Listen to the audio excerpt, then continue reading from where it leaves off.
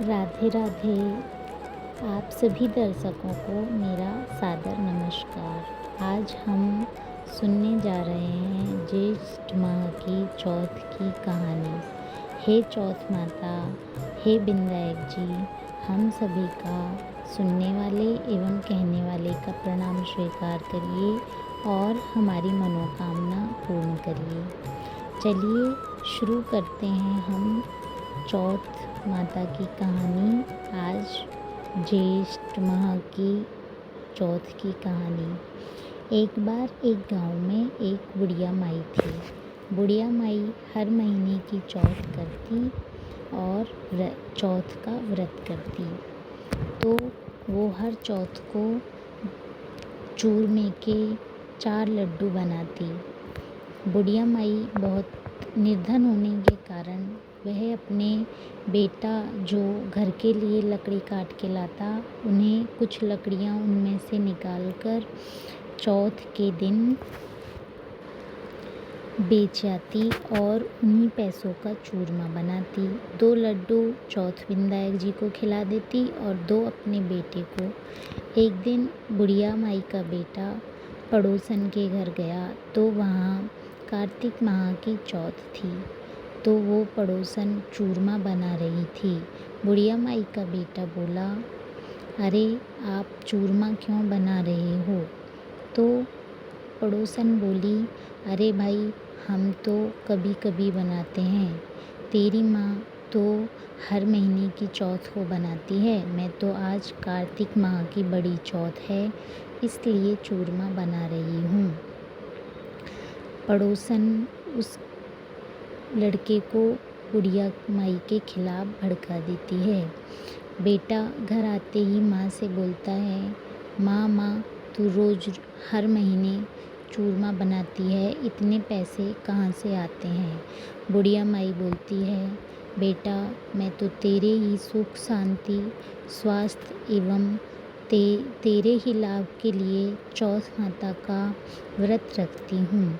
तो जो लकड़ियाँ तू हमारे घर के लिए लेके आता है, मैं तो उन्हीं में से महीने की चौथ को चूरमा बना लेती हूँ।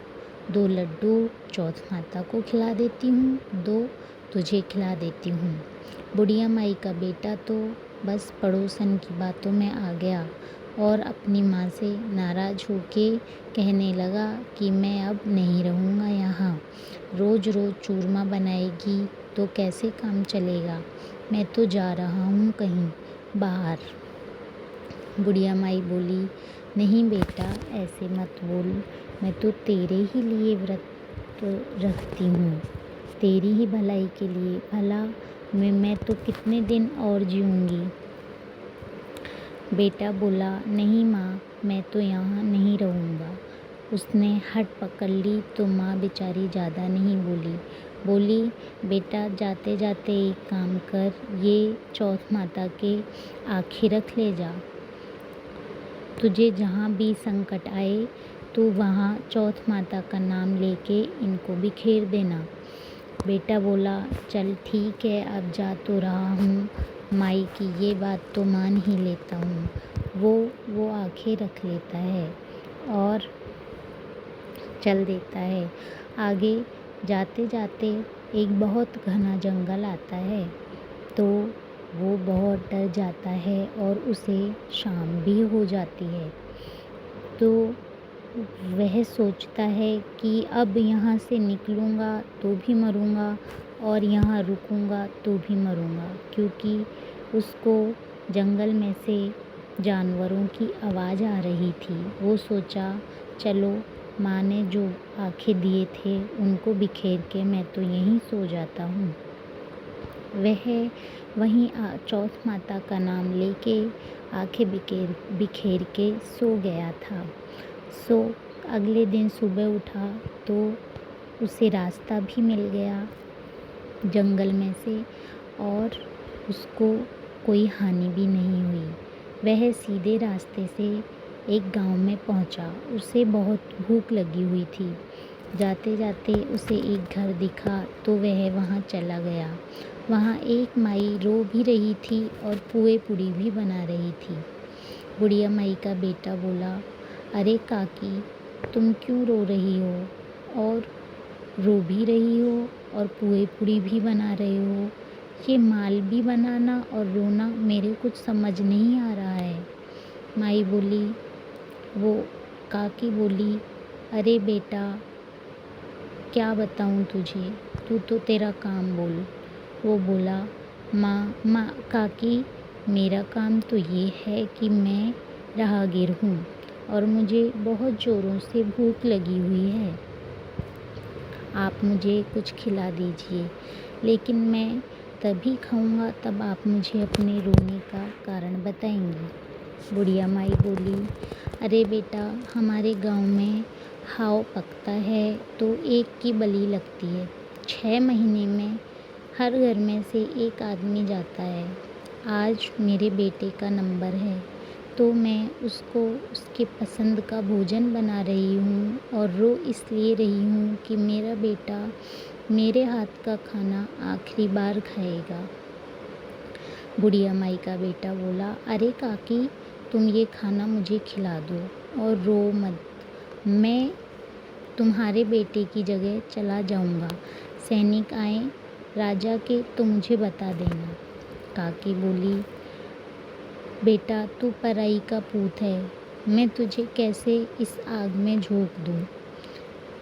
बुढ़िया माई का बेटा बोला, नहीं काकी, मैं ही जाऊँगा। आप तो मेरा ये सामान रख लो, मैं वापस आऊँगा तब ले लूँगा। बुढ़िया माई बोली कि बेटा, वहाँ से जाने वाले वापस नहीं आते।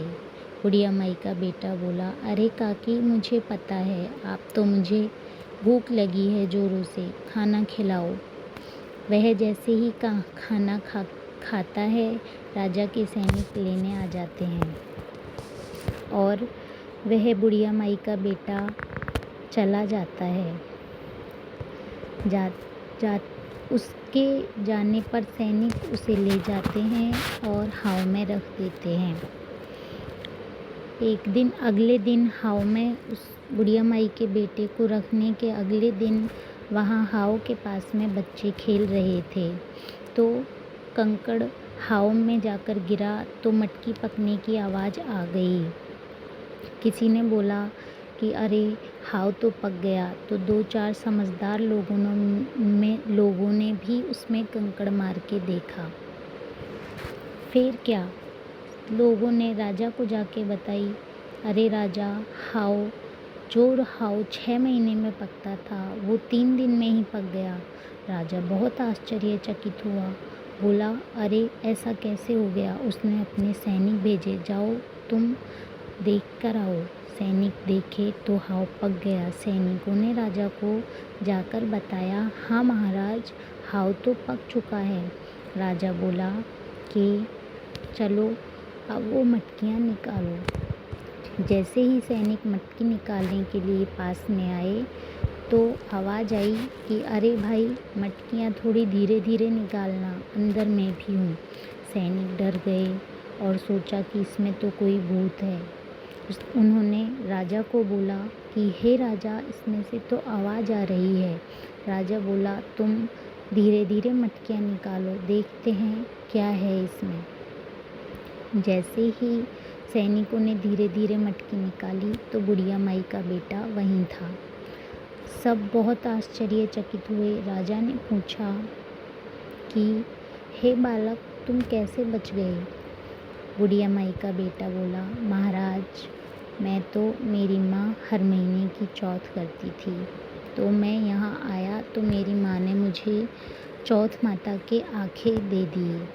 मैं बस चौथ माता का नाम लेके वो आंखें बिखेर कर बैठ गया।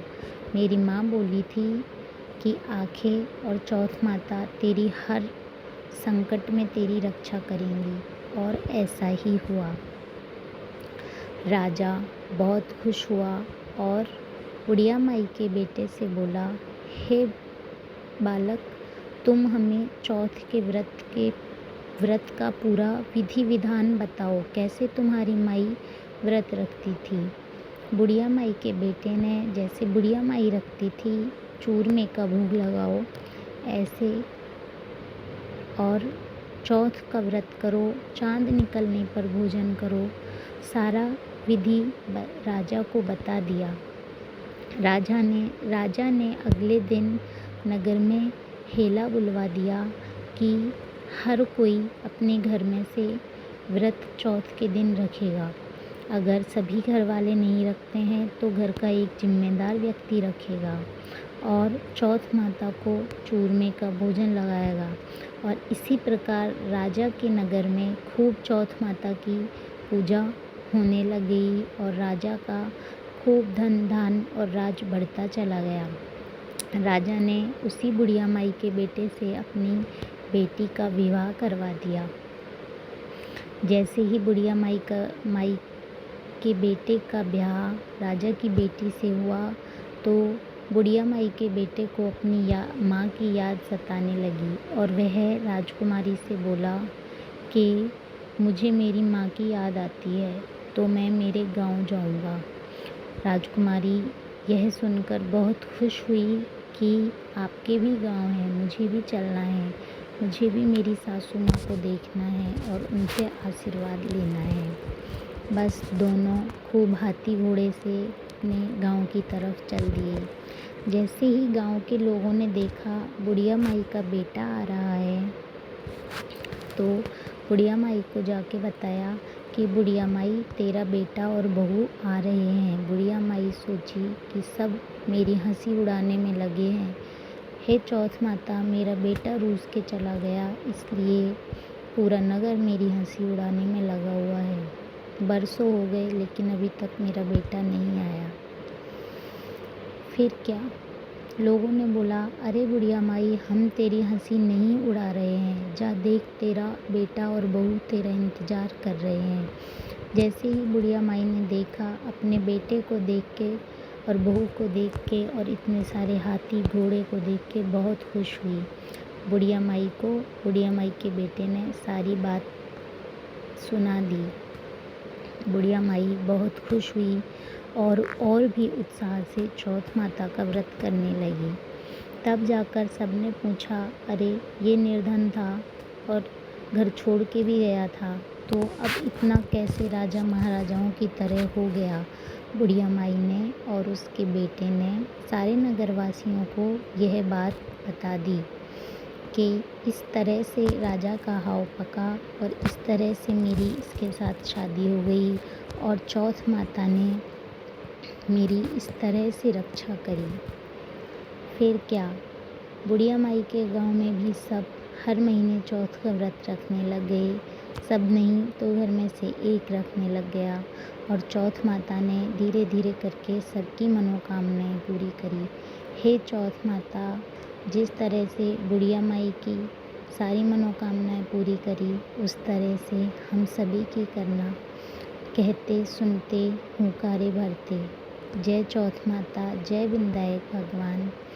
धन्यवाद आप सभी को। अगर मेरी कहानी पसंद आई हो